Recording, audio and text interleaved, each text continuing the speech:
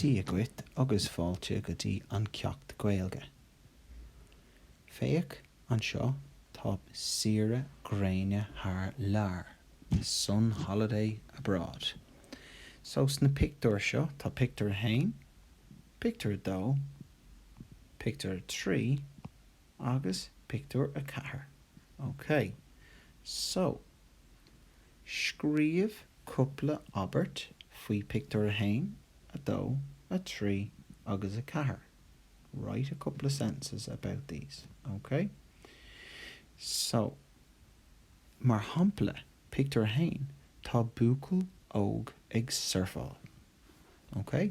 There is a young boy surfing. Okay? So there is tá buacail óg, young boy, and then ag surfáil. Okay, so try your best to get a couple of these into sentences. Okay? Ifir dó, sampla, tá Colleen ag snáb san airige. Okay? Colleen ag snáb san airige. So, what can you talk about? Well, what do you see? Cad a echan tú. Okay? Cad faoin aimsir. Okay? Agus cad atá gach duine ag déanamh. What is everyone doing? Okay? So let's see if you can get 4 sentences. Okay? For each picture. Even if you can get 2 or 3, sin cearc go leor. Okay? So tá cúpla sampla an seo.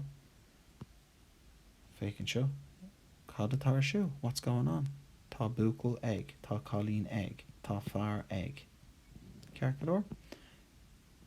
An seo. Cad atá ag ar siú? Agus an seo.